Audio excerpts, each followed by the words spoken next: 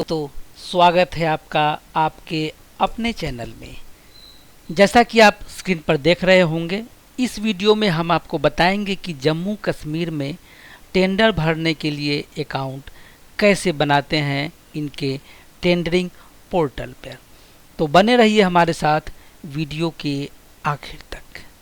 और इस वीडियो में मैं जो कुछ भी बता रहा हूँ, आपको अगर कोई भी डाउट हो तो आप कमेंट बॉक्स में हमसे पूछ सकते हैं और हम कोशिश करेंगे और आमतौर पे करते भी हैं कि 24 घंटे के अंदर में ही आपको रिप्लाई हम कर दें। अगर हम कमेंट किसी कारणवश नहीं देख पाए या आपकी जानकारी थोड़ी लंबी हुई तो थोड़ा टाइम लग सकता है। तो चलिए स्टार्ट करते हैं वीडियो को। सबसे पहले आपको अपने ब्राउज़र में https://jktenders.gov.in टाइप करके वेबसाइट खोलनी होगी। और ध्यान रखिएगा, आप इंटरनेट एक्सप्लोरर जो है ब्राउज़र उसी का इस्तेमाल करें। तो इस तरह की वेबसाइट आपके सामने खुल करके आएगी। यहाँ पे आप देख सकते हैं लिखा है क्लिक हेयर टू लॉगिन और इसके नीचे है ऑनलाइन बिडर इनरोलमेंट। तो दोस्तों आपको यहीं पे क्लिक करना है ऑनलाइन बिडर इनरोलमेंट पे। और यहाँ पे आप जब क्लिक करेंगे तो ये पेज खुल कर के आ जाएगी, online enrolment of corporate oblique bidder. सबसे पहला बॉक्स है लॉगिन आईडी का। यहाँ पे आपको जो लॉगिन आईडी चाहिए वो डालेंगे, लेकिन ये आपकी ईमेल आईडी होनी चाहिए। मतलब आपकी लॉगिन आईडी वही होगी जो आपका ईमेल एड्रेस है। तो आप यहाँ पे अपनी फर्म का जो भी है ईमेल आईडी यहाँ पर डाल देंगे। उसके नीचे कॉरेस्पॉन्डेंस ईमेल आपको डालना है सेकंड में। तो ये मेल आईडी आपकी अगर आपके पास एक ही ईमेल आईडी है तो एक ही डाल दीजिए, दोनों में सेम डाल दीजिए, या फिर यहाँ पे अलग डाल दीजिए। लॉगिन कुछ और होगा और कॉरेस्पॉन्डेंस के लिए मेल कुछ और हो सकती है।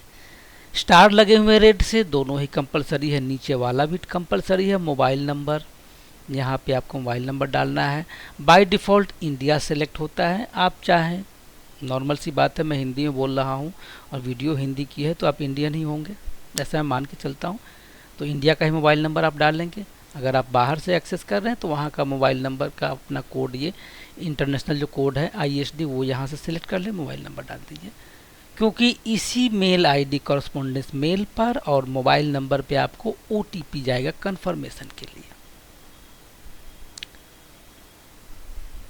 इसीलिए इसको भरते समय आप सावधानी रखें। उसके बाद नीचे आपको डालनी पड़ेगी कंपनी डिटेल। कंपनी का नाम आपको इसमें लिखना है। उसके नीचे है रजिस्ट्रेशन नंबर, कंपनी का रजिस्ट्रेशन नंबर है वो आपको यहाँ पे डालना पड़ेगा। किसी भी ठेकेदारी में तो आपका रजिस्ट्रेशन होगा ही, चाहे PWD में हो, CPWD में हो, रेलवे में हो, MES में हो, DDA में हो, कहीं भी हो, तो उसका रजिस्ट्रेशन नंबर आपको यहाँ पे डालना पड़ेगा। उसके बाद हम इसको नीचे की तरफ इसको हम स्लाइड कर देंगे। स्लाइड करने के बाद में आप देख सकते हैं सारे ही रेड स्टार है, हर एक फील्ड आपका कंपलसरी है। यहाँ पे रजिस्टर्ड एड्रेस आपको डालने की ज़रूरत है। उसके नीचे नेम ऑफ पार्टनर्स या डायरेक्टर्स जो है उनका नाम डालना है। नीचे बीडर टाइप इंडियन है या फॉरेन है। इंडियन है तो इंडियन बाय डिफ़ॉल्ट सिलेक्ट होता है और फॉरेन में आपको करना पड़ेगा अगर फॉरेन के हैं तो। उसके नीचे सिटी, उसके नीचे इसमें से इंडिया के स्टेट आपको सिलेक्ट करने पड़ेंगे। तो यहाँ पे जब आप क्लिक करेंगे तो स्टेट की लिस्ट आ जाएगी अल्फ़ाबेटिकल सॉर्टेड। आप उसको सिलेक्ट करने के बाद में नीचे पिन कोड डाल दीजिए, पोस्टल कोड। उसके नीचे कंपनी का पैन नंबर आपको यहाँ पे डालना पड़ेगा अगर कंपनी है तो। सोल प्रोप्राइटरशिप फर्म है तो उसका भी पैन नंबर होता है, जो प्रोप्राइटर का होता है वही होता है। ये सब आपको पता होगा अगर आप ठेकेदार हैं तो यहाँ पे पैन डालना पड़ेगा आपको। उसके नीचे है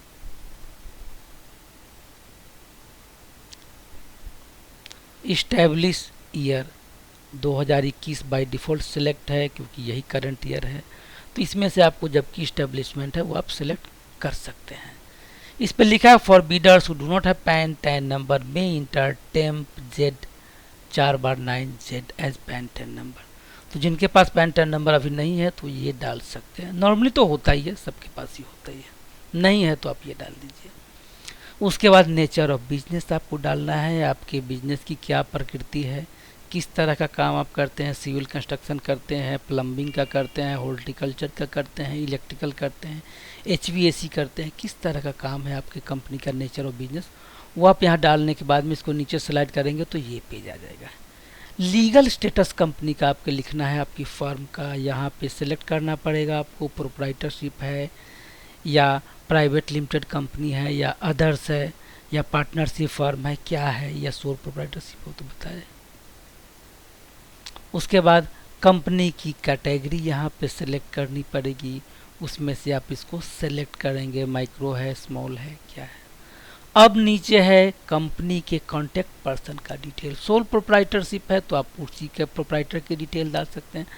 कंपनी में जो कॉन्टैक्ट पर्सन होगा तो उसका नाम आपको यहाँ पर डालना पड़ेगा, वो डायरेक्टर भी हो सकता है या कोई टेंडरिंग एग्जीक्यूटिव जो ऑथोराइज हो, जो भी ऑथोराइज हो इसको काम करने के लिए, उसका नाम यहाँ पर डालना पड़ेगा। टाइटल यहाँ से सेलेक्ट कर लीजिए, नीचे कॉन्टैक्ट नेम डाल दीजिए, उनकी डेट ऑफ बर्थ डाल दीजिए और उनकी क्या डेजिग्नेशन है, और उसके नीचे एक आपको फ़ोन नंबर डालना पड़ेगा, यहाँ से सिलेक्ट कर लीजिए। +91 इंडिया के लिए आ जाएगा, यहाँ पे कोड होगा और लैंडलाइन का नंबर डाल दीजिए।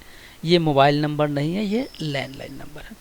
उसके बाद नीचे कैप्चा डालना पड़ेगा, TXFKLN कैपिटल लेटर्स में है ये, तो इसको आपको यहाँ पे कैप्चा डालना पड़ेगा। मेरे केस में ये है, आपके केस में कुछ और हो सकता है।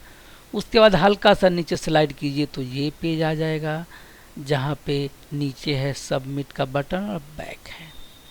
जाहिर सी बात है आपने जो जो एंटर किया है उसको सही से तसल्ली से आप इसको चेक कर लीजिए बढ़िया से, और उसके बाद सबमिट पर बटन आप क्लिक कर दीजिए।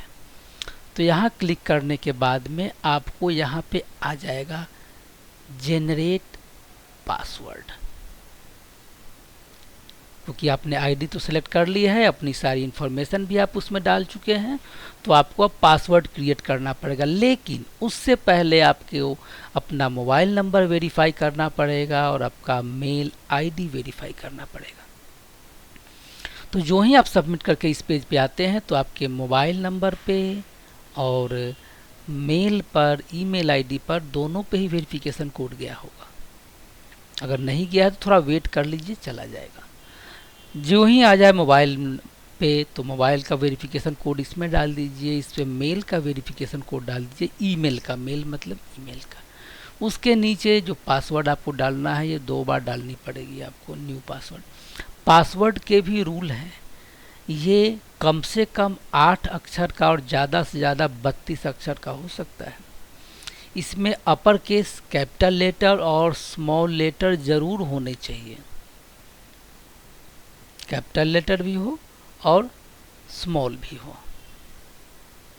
उसके बाद नंबर होना चाहिए 0 से लेकर 9 के बीच में, कोई सा भी, ये नहीं कि 0 1 लिख दिया, 9 लिख दिया तो आगे नहीं लिख सकते। अंक होने चाहिए आपके, 1 2 3 4 कुछ भी हो, अंक ज़रूर होने चाहिए, चाहे एक अंक की संख्या हो या 2 हो या 3 हो, कुछ भी हो। उसके बाद एक स्पेशल कैरेक्टर ज़रूर होना चाहिए, साइन ऑफ एक्सक्लामेशन है, विस्मयादि बोधक, @ है, हैश है, डॉलर है, कैरेट है, स्टार है और अंडरस्कोर है, जैसे इन्होंने बताया है इस तरह से, इस तरह से नहीं, क्योंकि इसमें कैपिटल लेटर नहीं है, इसमें स्पेशल कैरेक्टर नहीं। तो आप वहाँ पर डाल लेने के बाद में कैप्चा को एंटर कर दीजिए। मेरे केस में ATYNBT कैपिटल में, आपके केस में कुछ और हो सकता है, और उसके बाद आप सबमिट पे क्लिक कर दीजिए। अगर आपको वेरिफिकेशन कोड नहीं मिला है, इसका मतलब आपने ईमेल आईडी कुछ गलत लिखा होगा या मोबाइल नंबर में गलती होगी, तो आप क्या कर सकते हैं, अपडेट ईमेल आईडी पर क्लिक कर दीजिए। जनरेट फॉरवर्ड, पहले आप चले जाइए जनरेट फॉरवर्ड पासवर्ड लिंक पे, और फॉरवर्ड पासवर्ड लिंक पे जाने के बाद में अपनी लॉगिन आईडी डाल दीजिए और जनरेट ओब्लिक फॉरगेट पासवर्ड पे क्लिक कर दीजिएगा। तो वहाँ पे आपको अपडेट ईमेल आईडी और मोबाइल नंबर का ऑप्शन आएगा, उसको आप कर सकते हैं। इतना करने के बाद अगर आपकी आ गई है mobile verification code, mail verification code आपने डाल दिया है, पासवर्ड अच्छे से डाल दिया है, कंफर्म भी कर दिया, दोनों सेम होने चाहिए। 2 बार इसीलिए दे रहा है कि आपको याद होना चाहिए अपना पासवर्ड। अगर आप भूल जाते, अभी भूले तो बाद में कैसे याद रखेंगे, तो इसलिए 2 बार आपसे पासवर्ड लेता है, सेम पासवर्ड होना चाहिए, मैच करने चाहिए। फिर आप सबमिट पे क्लिक कर दीजिए। आपका पासवर्ड अच्छे से जनरेट हो चुका है, आपकी लॉगिन आईडी बन चुकी है। थोड़ी सी प्रोसेस बाकी है जो अब कंप्लीट किया जाएगा, नहीं तो आपका लॉगिन आईडी और पासवर्ड क्रिएट हो चुका है। अब आपको फिर से होम पेज पे जाना पड़ेगा। यहाँ पे होम है, यहाँ पे क्लिक कर सकते हैं आप। यहाँ पे क्लिक कीजिए, इसी पेज पे आ जाएंगे जो पहले थे। लेकिन यहाँ आपको ऑनलाइन बिडर इनरोलमेंट पे क्लिक नहीं करना है, न ही जनरेट फॉरगॉट पासवर्ड पे करना है। यहाँ पे करना है क्लिक हियर टू लॉगिन। यहाँ पे क्लिक करेंगे तो आपका आ जाएगा लॉगिन आईडी, पासवर्ड, ये दोनों आप डालिए, नीचे कैप्चा डालिए। मेरे केस में ये है, आपके केस में कुछ और हो सकता है। लॉगिन आईडी और पासवर्ड आपने सही से डाला है तो आप यहाँ पे प्रोसीड पे क्लिक कीजिए। अगर आप पासवर्ड भूल गए हैं तो जनरेट और फॉरगेट पासवर्ड पे क्लिक कर सकते हैं। यहाँ पे प्रोसीड पे क्लिक करने के बाद में आपके पास ऊपर पे दिखना शुरू हो जाएगा लॉगिन आईडी, वही है जो आपका है। इसके नीचे आपको डीएससी लगानी पड़ेगी। डीएससी को इस वेबसाइट पे रजिस्टर करना पड़ेगा। आपकी नई आईडी बनी है तो DSC digital signature certificate register नहीं है आपका, तो यहाँ पे आपको करना पड़ेगा। तो इसके लिए आपको यहाँ पे क्लिक करना पड़ेगा, ये प्लस है ना साइनिंग सर्टिफिकेट, यहाँ पे क्लिक कर दीजिए आप। तो जावा की अपडेशन है, जरूर पूछता है हर बार। जो ही जावा यूज़ करेगा, जावा का वर्जन चेक करेगा और आपसे कहेगा कि ये आउट ऑफ डेट है, आप इसको अपडेट कीजिए।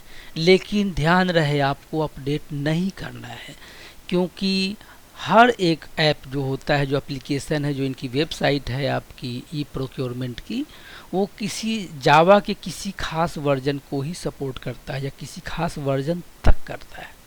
आपने अपडेट कर दिया और अगर उस वर्जन को, नए वर्जन को सपोर्ट नहीं करते हैं तो फिर दिक्कत हो जाएगी आपको।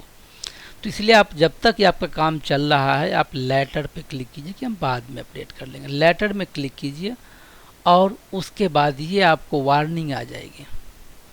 इसको आपको कंटिन्यू करना ही पड़ेगा, नहीं तो आप यहीं पे रुक जाएंगे। ये कह रहा है कि जो कनेक्शन है इस वेबसाइट की वो अनट्रस्टेड है, लेकिन आपको ट्रस्ट करना पड़ेगा। सरकार की वेबसाइट है तो करना पड़ेगा, आपको कंटिन्यू करना पड़ेगा।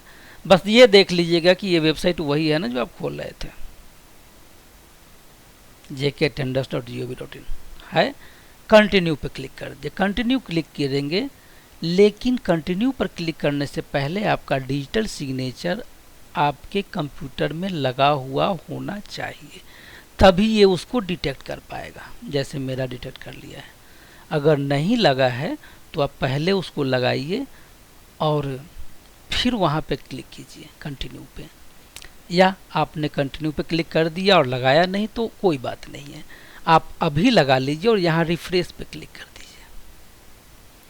रिफ्रेश पे क्लिक करेंगे तो ये डिटेक्ट कर लेगा अगर लगा हुआ है तो, और यहाँ पे ये इन्फॉर्मेशन उसकी आ जाएगी, expiry date, type, issued by, certificate number. ये आ गया। आप इसको यहाँ पे सिलेक्ट करके ओके पे क्लिक कर दीजिए।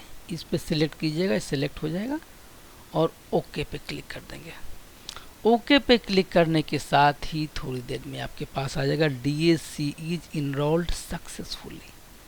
मुबारक हो, आपका अकाउंट बन गया है, आपकी डीएससी भी इनरोल हो गई है। पासवर्ड आपने पहले ही बना लिया था, लॉगिन आईडी जो आपको पता ही है। बस ओके कर दीजिए, आगे बढ़ जाइए। आगे बढ़ दीजिए, देखिए लिखा है डीएससी इज इनरोल्ड सक्सेसफुली, आपकी इस लॉगिन आईडी से सक्सेसफुली ऐड हुई है। अब नीचे लिखा भी है कि ये एक्टिव सर्टिफिकेट है, आपका सर्टिफिकेट नंबर ये है, साइनिंग है, क्लास 3 टाइप है। मैंने पिछले वीडियो में बताया था कि टेंडरिंग के लिए कौन से क्लास की डिजिटल सिग्नेचर की ज़रूरत पड़ती है। आप वहाँ उस वीडियो को देखना चाहे तो देख सकते हैं। तो इनरोलमेंट डेट वही होगी जिस दिन आप ये अकाउंट क्रिएट कर रहे हैं, अभी अभी आपने इनरोल किया है तो वही डेट होगी। अब नेक्स्ट पे क्लिक कर दीजिए। नेक्स्ट पे क्लिक करने के बाद आपको मोबाइल नंबर और ईमेल एड्रेस फिर से डालना पड़ेगा। ये वन टाइम अपडेशन आपको दी जाती है। तो आप यहाँ पे वही मोबाइल नंबर और ईमेल एड्रेस डाल दीजिए। अगर आप अपडेट करना चाहे, चेंज करना चाहे तो आप यहाँ पे कर सकते हैं। पहले तो जो था वो था, आप चेंज करना चाहे तो यहाँ पे करके आप सेव पे क्लिक कर दीजिए।